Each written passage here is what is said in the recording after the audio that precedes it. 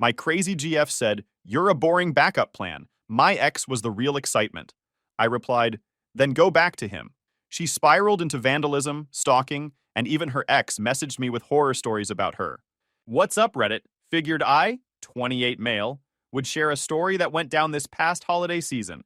My name is Lance, and what started as a Christmas dinner with friends turned into me realizing exactly what kind of person I was dating, and how far someone will go when they don't get their way. Let's just say it went from awkward laughs to cops, glitter, and the best peace of mind I've ever had. So, Christmas dinners are supposed to be about food, friends, and maybe someone embarrassing themselves on karaoke, right? Well, ours had the embarrassing part covered, but it wasn't from singing. It was from Luna, 26 female. We'd been together for 8 months, living together for 1. It was one of those things that seemed logical at the time. Her lease was ending, and I had space. She moved in like it was an upgrade, talking about our place as if she was on the deed. Spoiler, she wasn't even on the lease. So there we are at this Christmas dinner. Restaurant decked out with lights. About 15 of us, all mutual friends, packed into a long table with too much wine flowing. Everyone's joking, swapping Secret Santa stories, talking about plans for the new year. I'm just enjoying my steak and nodding along to some dumb debate about whether Die Hard counts as a Christmas movie. That's when Luna decides the spotlight isn't bright enough on her. She leans back in her chair, swirls her third glass of wine like she's auditioning for Real Housewives, and says, "You know what the problem with Lance is?" The whole table freezes. My fork is halfway to my mouth. People laugh awkwardly, waiting for her to say something harmless. He's just boring. She says it like she's dropping wisdom, pointing at me with her wine glass. Like, don't get me wrong, he's sweet, reliable, whatever. But God, sometimes I feel like I'm dating my dad. All meal preps and spreadsheets. Couple of nervous chuckles around the table. Bianca, who organized the dinner, tries to cut in with, "Okay, who's ready for dessert?" But Luna isn't finished. "No, seriously," Luna continues, laughing that too loud laugh she gets when she's tipsy. Andrew, my ex, he used to surprise me with trips at 3 a.m., take me to underground raves, skydiving. It was exciting. With Lance, it's like Netflix, meal prep Sundays, grocery lists. Where's the spark? She actually makes a flatline motion with her hand, complete with beep sound effect, like she's on stage doing stand-up, except no one's laughing this time. My face is hot, but not because I'm embarrassed. I'm annoyed. She's drunk, yeah, but drunk just means she lost the filter. Those words were sitting there ready. So I set my fork down, look her dead in the eye, and say, "Then you should go back to him." Calm. Straight. No rise in my voice. She blinks like she didn't expect me to stay composed. Probably thought I'd sulk or argue. Instead, I pulled my wallet, dropped cash on the table for my meal, stood up and told the group, "Enjoy the rest of your evening." The silence was thick. A couple people's jaws dropped. One guy coughed into his drink. Luna stammered, "Babe, I'm just being honest." But I was already walking out. I could feel her eyes on me the whole way to the door. I didn't bother looking back. Outside, the December air was cold, but it felt better than sitting there being compared to Andrew, a guy she'd sworn she couldn't stand anymore. Funny how she couldn't stop bringing him up. By the time I got home, my phone was buzzing like a fire alarm. 15 missed calls, a wall of texts, and 3 voicemails. I didn't even bother opening them. Instead, I tossed the phone face down on the counter and poured myself a drink. I could imagine what the messages said without reading them. It was just a joke. Stop being sensitive. Everyone laughed. You're overreacting. Andrew would have handled it better. Yeah, real festive stuff. I sat back on my couch, glass in hand, and thought about what just happened. She'd made me the punchline at a table full of people, and not one person looked like they thought it was funny. Even Bianca, who normally loves messy drama, looked uncomfortable. That's how far Luna pushed it. The way I saw it, I had 2 choices. Either let Luna spin it into Lance overreacted or draw a line she couldn't wiggle around. Guess which one I picked. I didn't send a long text. Didn't argue. Didn't explain myself. I just sent her one line back. "Don't wait up." Then I threw it on Do Not Disturb and crashed. It wasn't anger. It wasn't sadness. It was peace. Because here's the thing. Women like Luna thrive on drama. They want yelling, crying, pleading. They feed on it. Take that away, and all they've got is silence. And silence drives them insane.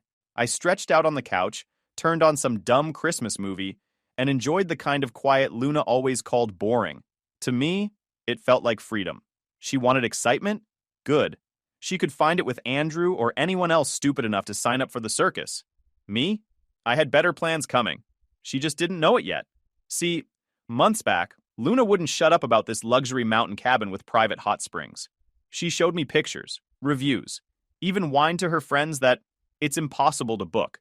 I didn't say a word, just kept the fact that I had already snagged a weekend there for Christmas, tucked in my back pocket. It was supposed to be a gift for her. Romantic getaway, cozy fireplace, snow outside. You get the picture. Well, plans change. The day after the Christmas dinner fiasco, I woke up, scrolled through the avalanche of texts she'd left overnight, everything from "you're overreacting" to "Andrew never would have walked out like that," and decided that cabin wasn't going to waste. It just wasn't going to be her trip anymore. So I texted my 3 closest buddies. Cabin trip this weekend. Who's in? Responses flew back faster than Luna could send a drunk apology. Hell yes. I'm bringing whiskey. Best breakup story ever. Done deal. Instead of some sappy couples weekend, it was turning into a guy's retreat. Fire pit, beers, hiking, no drama. Exactly what I needed. When Friday rolled around, we loaded up my truck and hit the road. Snow on the mountain roads, music blasting. My buddies already cracking jokes about Luna. It was like the universe telling me I'd made the right call. We pulled up to the cabin, and man, it was something else. The kind of place Luna would have taken 100 selfies at. Instead, it was just 4 guys unloading bags and arguing about who got the biggest room. That night, we lit up the fire pit, grilled steaks, and passed around whiskey like it was a championship trophy. At one point, one of my buddies raised a glass and said, "To Luna, thanks for the invite she lost." We nearly died laughing. Meanwhile, my phone wouldn't stop vibrating. I finally flipped it over. 20 missed calls, 15 voicemails. A string of texts so long I had to scroll. Where are you? I know you're being petty, but seriously, this is childish. If you cared, you wouldn't ghost me at Christmas. Andrew wouldn't sulk like this. That last one nearly made me spit out my drink. I showed the guys, and they howled. I didn't respond. Just snapped a photo of my whiskey glass with the fire pit glowing in the background and tossed it on my story. No caption needed. 10 minutes later, new texts. Are you at that cabin? You promised that was our trip. Who are you with? If it's another girl, you'll regret it. Delusional. Absolutely delusional. Saturday morning, we hiked a trail near the cabin. Snow crunching under our boots. Air sharp and clean. We stopped at the top, overlooking a frozen lake, and someone joked, "Man, Lance, this is boring as hell. Shouldn't we be at a rave?" The whole group burst out laughing. I couldn't remember the last time I felt that relaxed. Of course, Luna wasn't done. My phone buzzed again with her new tactic. Voicemails. I played one out loud just to give the guys a laugh. "Lance, come on, don't ruin Christmas. You're proving my point about being boring." Andrew would have laughed it off. One buddy whistled. "Man, she's still name-dropping him? She's obsessed." "Yeah," I said. "She should just marry Andrew already." Except, wait, he'd need to want her back. More laughter. That evening, we made a game out of it. Every time Luna called, we'd take a shot. By the end of the night, we were half drunk, half frozen from running between the snow and the springs, and fully entertained by her meltdown. The texts shifted in tone too. Angry. "You're pathetic." Sweet. "We can work through this, babe." Threatening. "If you're with someone else, I'll find out." It was like watching a live performance of How to Lose Your Boyfriend in 10 Easy Steps. I never replied. Didn't need to. My silence was saying everything. Sunday rolled around, and we packed up, sore and tired but buzzing from the weekend. Before heading home, we snapped one last group photo in front of the cabin. 4 guys, arms around each other, grinning like idiots. Posted it with the caption, "Best Christmas trip ever." By the time I was on my way home and took it off Do Not Disturb, it was a war zone. Over 60 new texts, half of them accusing me of cheating, the other half begging for another chance. But here's the thing. This wasn't about romance anymore. It wasn't about whether she apologized or blamed the alcohol or promised to change. She'd already shown her hand at that dinner. This was about control, about Luna needing me to be the safe, predictable backup while she kept fantasizing about Andrew. And me? I wasn't going to play that role. That night, I ignored her final voicemail of the weekend. Her voice cracked as she said, "You'll regret this. No one else will put up with you. You're boring, Lance." Boring. I leaned back and smirked. If boring meant hot springs, steaks, and a weekend with my best friends instead of dealing with her circus, I'd take boring every damn time. At least boring doesn't come with uninvited house guests. When I got back from the cabin trip, Arms sore from lugging bags, I knew something was off before I even opened the door. The place reeked of her perfume, strong enough that I knew she'd been there a while. After the dinner, I'd already told her not to come back. She still had my spare key, which I changed the next day, so technically she could get in, but she sure as hell wasn't welcome. Sure enough, I walked into my apartment to find Luna sitting on my couch. "Lance," she said, with a fake little smile, like I'd just come back from work instead of from a weekend that didn't include her. "We need to talk." I set my bag down and crossed my arms. "About how you're trespassing? Or how you're wiping out my lunches for the week?" She rolled her eyes. "Stop being dramatic. I live here." And that one almost made me laugh. "Newsflash, Luna. Your name's not on the lease. You pay less than my Wi-Fi bill, and this month you forgot half your share. You don't live here. You visit." Her jaw tightened. She tried the pity act, voice soft, eyes wide. "I was drunk at Christmas dinner, okay? I didn't mean those things. I got carried away." "Right," I said, deadpan. "You accidentally compared me to Andrew and made a flatline sound effect. Totally slipped out." Then came her peace offering. She dragged over a small box of her stuff like it was some grand gesture. Instead, she handed me a wrapped frame. "I wanted to give you this. Something to remind you of me." I peeled the paper back. It was a photo of her. Alone. Not us. Not a memory together. Just Luna, posing like it was a senior portrait. I stared at it, then looked at her. "This is a picture of you." "Yes," she said earnestly. "So you'll always remember how much you love me." Consider it an apology gift. I didn't even pretend to appreciate it. I walked straight to the kitchen trash can, dropped the frame in with a loud clunk, and closed the lid. "Thanks. Now take yourself out too." Her face went crimson. "You're such an ass." "Better than being a delusional gift giver," I shot back. That's when she snapped. The fake sweetness evaporated, and the screaming started. "You're cheating on me, aren't you?" she shouted, pacing like a storm. "Who was she? At the cabin? Was it that girl from the gym? I know it was her." I pulled out my phone, opened the photo of me and three guys standing shirtless in the snow with beers in our hands, and shoved it toward her. "Yeah, Luna. Here's my big secret mistress. His name's Mike. He's an accountant." Her eyes flicked to the photo, then back to me, unbothered. "You're hiding something. I can feel it. No man goes on a trip like that without a woman." The crazy wasn't even subtle anymore. Then came the ultimatum. She stopped pacing, squared her shoulders, and looked me dead in the eye. "Either you take me back, or I'll ruin your life." I raised an eyebrow. "That's your pitch?" Solid romance novel material. "I'm serious," she shrieked. "I'll tell people things about you. I'll make everyone think you're abusive. I'll trash your stupid photography side hustle online. No one will hire you. I'll make sure you regret ever leaving me." I leaned against the counter, arms crossed, calm as hell. "Go for it. Maybe print flyers while you're at it. At least then you'll finally contribute something." Her nostrils flared. She hated that I wasn't scared. She tried one last flip back to begging, voice cracking now. "Lance, please, don't throw this away. You'll never find someone else who puts up with you. You're safe, stable, and I need that." That was her slip. She didn't want me. She wanted a backup plan. I walked to the door and opened it. "Congratulations, Luna. You've convinced me.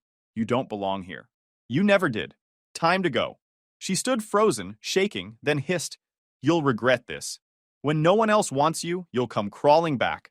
Andrew said you were pathetic, and he was right." "Tell Andrew I said hi," I replied, smirking, "and shut the door on your way out."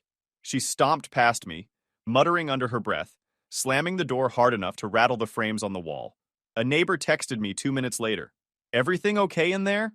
Sounded like World War III.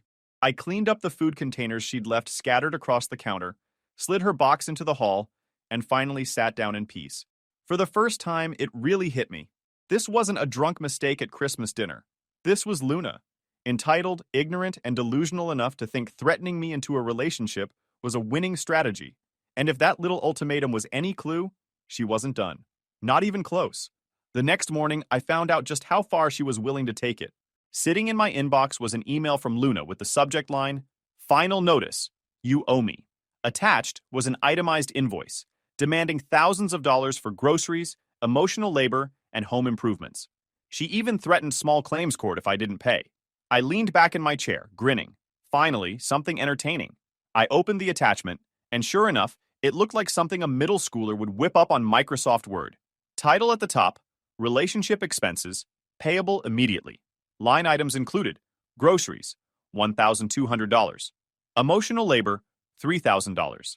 Home improvements, $800. Memories created, $2,500 grand total, $7,500.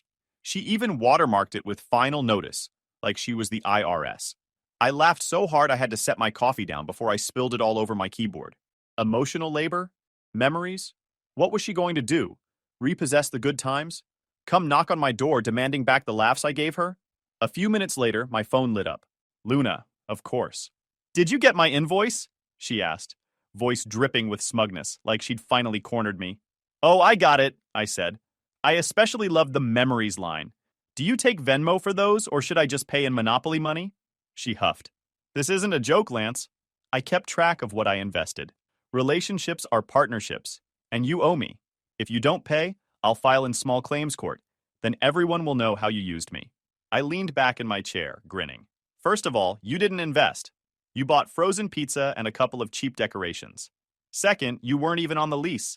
You paid $400 toward rent while I covered $1,800. And those home improvements you billed me $800 for? That was 2 throw pillows from Target. If anyone owes anyone, it's you. Silence. Then she snapped, That's not how relationships work? Exactly, I said. They're supposed to be about respect, not one person treating the other like a boring backup plan while daydreaming about their ex. Remember that part? She started yelling, going on about how she made the apartment a home and how my meal prep lifestyle was soulless. I cut her off. Luna, the only thing you made was a mess. You want to play court games? Go ahead.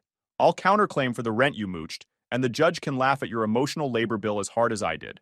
She didn't like that answer. Over the next few days, she doubled down. Texts came in like clockwork. Last chance to settle before court. I'm serious, Lance. This will ruin your reputation.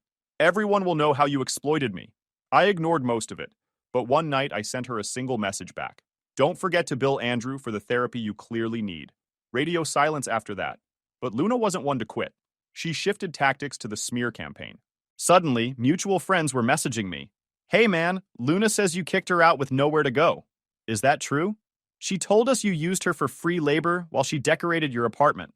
She says you're refusing to pay her back for everything she put into the relationship. I didn't argue. Didn't rant. I just sent the receipts. The rent breakdown, the invoice screenshot, and a simple line. This is what she thinks I owe her. You believe her. That's on you. Half of them stopped replying. The other half sent laughing emojis and told me to keep my head up. A few days later, I ran into Bianca, the friend who'd hosted the Christmas dinner. She pulled me aside. Lance, I don't know what's going on, but Luna's been telling everyone you're some kind of manipulative cheapskate. I smirked. She's mad because I wouldn't pay her $7,000 for groceries and emotional labor. If that makes me a cheapskate, I'll take the title. Bianca shook her head, laughing. That girl's lost it. The final straw came in the form of a manila envelope slid under my door. Inside was a handwritten note. Last warning. Pay up or face the consequences. I laughed out loud. Consequences. The word was underlined 3 times, like she thought it made it scarier. I didn't respond, didn't need to. The more she pushed, the more ridiculous she looked. By the end of the week, she'd stopped with the court threats. Probably realized she didn't have a case, but she wasn't done with me. Oh no. Crazy never retires, it just changes costumes. I got my proof when I walked into the gym the next Monday and saw her. Full makeup, hair curled, wearing brand new leggings I knew she didn't own when we were together. She was leaning against the front desk like she'd been waiting. Oh, Lance, she said in a voice so fake it made my teeth hurt. What a coincidence. I didn't know you worked out here. I shot her a look. You literally told me CrossFit was a cult. She laughed too loud, tossing her hair. People change. I ignored her for the rest of the session. And just like that, I knew the invoice saga was over. Luna was moving to her next play, stalking me in person. Good thing I already had a front row seat to watch her implode. What I didn't know was that I wasn't the only one with tickets to the show. A couple nights after Luna's little coincidence appearance at the gym, I was scrolling through my DMs when I saw a name I didn't expect. Andrew, the infamous ex. The guy I'd been compared to over and over like he was some gold standard of chaos. His message was short. Hey man, I think we need to talk. It's about Luna. I sat back smirking. Andrew, of all people. I figured maybe he wanted to rub salt in the wound or gloat. Curiosity got the better of me, so I replied, Go ahead. He didn't waste time. My phone rang 30 seconds later. Lance? His voice was flat, serious. Yeah, what's up? I heard you and Luna broke up. Thought I should warn you. I laughed. Warn me? Buddy, you're late. She's already tried the invoice scam and the pop-up visits. I think I've got it handled. And there was a pause, then Andrew said, Yeah, that's how it starts. That got my attention. He launched into it.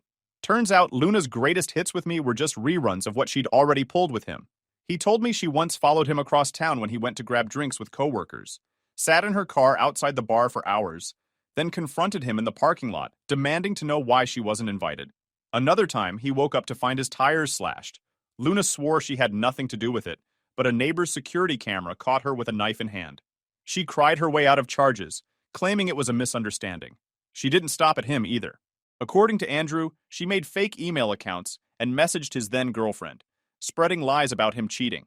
She even called his job once, pretending to be someone else, trying to get him written up. Jesus, I muttered. She told me you were exciting. That's one word for it. Andrew snorted. Exciting? Try dangerous. I had to get a restraining order. She crossed so many lines I didn't have a choice. That part hit hard. This wasn't just an angry ex with stories. This was legal paper on record. So why reach out to me? I asked. Because I can tell she's circling again, he said. She showed up at the bar I go to with my fiancé last week. Tried to accidentally bump into me. My fiancé's had enough. She told Luna she'd call the cops next time. Then I heard from a mutual friend you two split and, well, I know her pattern. She escalates when she feels cornered. I leaned back in my chair, shaking my head. Figures. She already tried to threaten me with court. Told me she'd ruin my side hustle. Gave me some take me back or else ultimatum. Andrew sighed. Yup, that's her. Look, man, just keep records. Screenshots, voicemails, everything. She's good at flipping stories and making herself the victim. You're gonna want proof if she decides to go nuclear. I couldn't help but grin. Good thing I'm a photographer. I'm great at keeping receipts. After the call ended, I sat there for a minute, letting it all sink in. Part of me was annoyed I hadn't seen it sooner. The other part? Relieved as hell that I got out before she escalated to tire slashing or fake emails about me. And if I thought Andrew's warning was over the top, Luna proved him right within 48 hours. It started with the texts again. Long, unhinged paragraphs that swung from sweet to psychotic. I still love you. We can fix this. If you don't call me back, you'll regret it. I'll make sure everyone knows what kind of monster you are. You'll never be happy without me. Then came the late-night calls. Blocked numbers, voicemails full of sobbing, then screaming, then dead silence. It was like she was auditioning for a horror movie. I ignored them all. That only made her angrier. Saturday, I was grabbing groceries when my phone buzzed with a new message. This one wasn't from Luna. It was from an unknown number. Doesn't it suck when the person you thought loved you betrays you? Ask Lance what he did to me. She was starting her smear campaign, sending texts to people in my contact list. 2 friends forwarded the message to me, both asking what the hell she was talking about. I sent them the invoice screenshot, followed by, She wants $7,000 for emotional labor. You believe her? That's on you. Most of them laughed. A couple went quiet. Didn't matter. I wasn't here to run PR. By Sunday, Luna had upgraded from text to real-life appearances. First, I spotted her parked across the street from my building. Same car, sitting there for hours. Then I caught her following me on my run, hanging back half a block like I wouldn't notice. Andrew's words echoed in my head. She escalates when she feels cornered. He was right. And if she thought I was going to crumble, she had no idea who she was dealing with. That night, I sat at my desk, phone buzzing nonstop, and finally said to myself, enough. I wasn't just going to let her spiral in my orbit. She wanted to play stalker? Fine. I'd play smarter. I opened a new folder on my laptop, labeled it Luna Evidence, and started dropping everything in. Screenshots of texts, copies of the invoice, audio of her voicemails, even photos of her car parked outside. Andrew had given me the playbook. Now it was time to use it. Because if Luna wanted war, I was more than ready. I didn't even have to wait long for her next move. She escalated like clockwork. First, she popped up at my grocery store. I was grabbing eggs, minding my own business, when I caught her reflection in the freezer door. She was pretending to browse frozen peas, watching me like a raccoon waiting for scraps. I ignored her. 5 minutes later, she was in the next aisle, suddenly shopping for protein bars she never touched in her life. The next day, she camped outside my gym. I saw her through the glass, leaning against her car in full makeup, pretending she just happened to be there. Everyone inside noticed. My coach raised his eyebrows like, "You good?" I just shrugged and got back to work. It was textbook obsession. She wasn't hiding it anymore. She wanted me to see her. And I made sure to keep my phone out, documenting everything, every appearance, every fake coincidence. If she wanted war, I was building my case.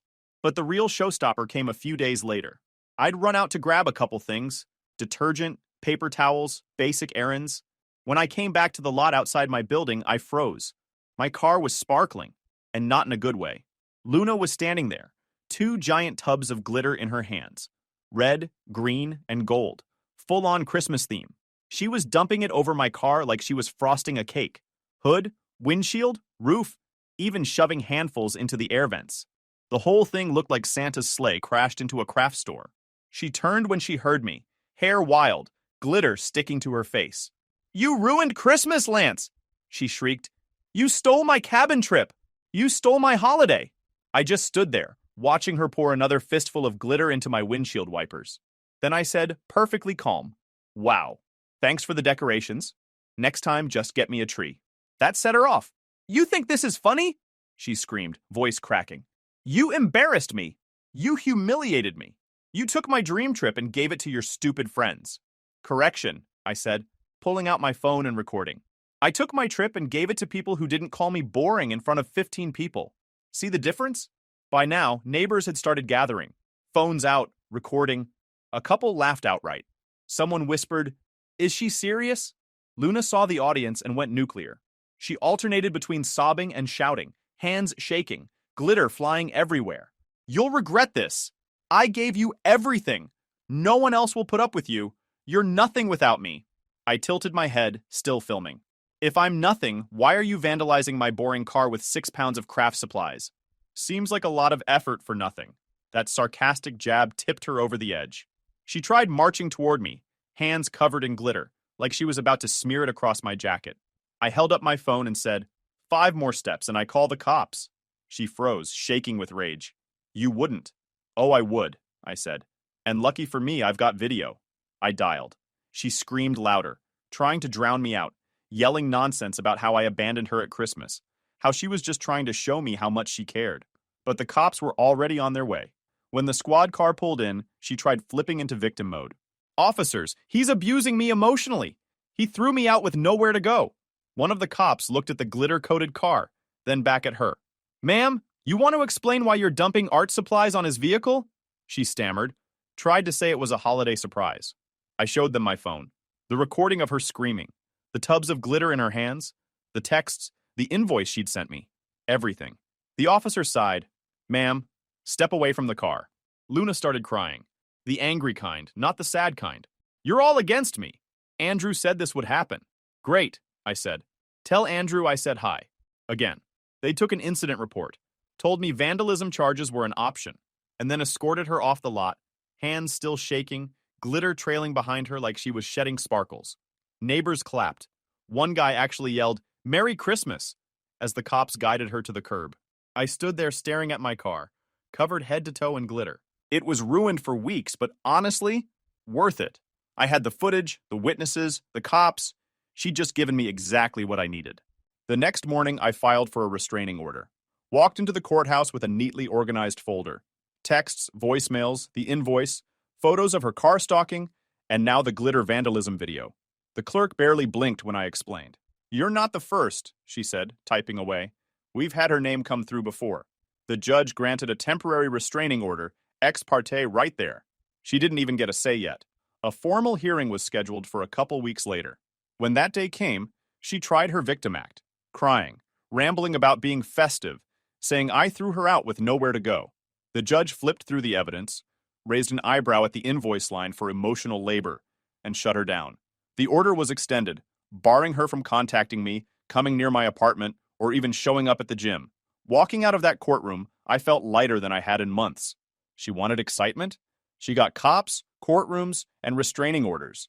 She wanted chaos? She got public humiliation in front of half my building. And me? I got exactly what I wanted. Peace, quiet, and the knowledge that boring never looked so damn good. The restraining order changed everything. No more ambushes at the grocery store, no more glitter bombs, no more screaming matches outside my building. Just silence. And silence, after months of circus acts, felt better than any vacation I could have planned. Of course, Luna didn't take the order as a wake-up call. She treated it like a stage prop. She went straight to social media, painting herself as a martyr. Her posts were a mix of melodrama and bad inspirational quotes. Some men are so insecure they punish you for being honest. Never let anyone call you crazy just because you see the truth. Real women scare weak men. She hinted my name in a few at first, then moved on to vague rants once she realized I wasn't biting. I didn't respond.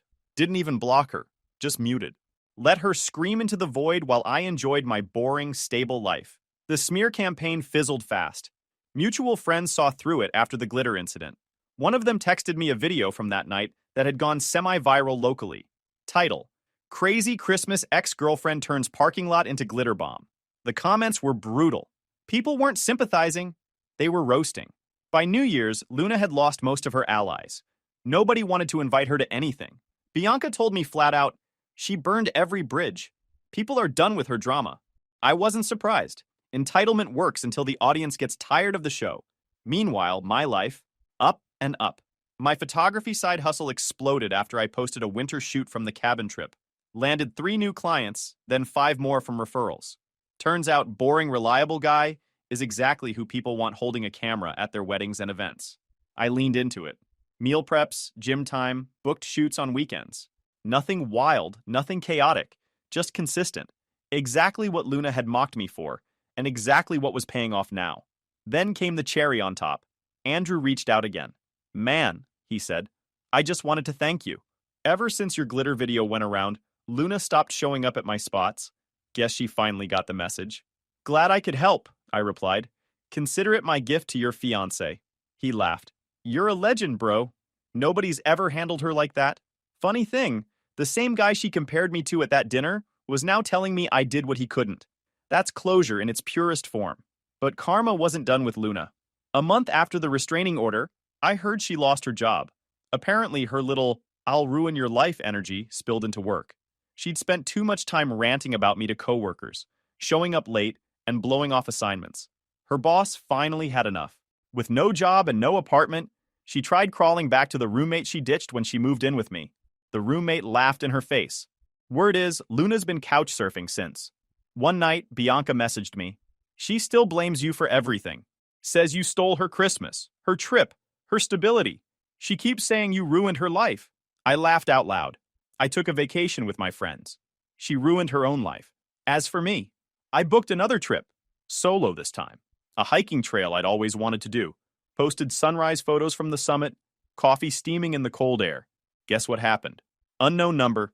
Must be nice to travel when you owe people everything. Blocked. Didn't even blink. The best part? Peace became normal again.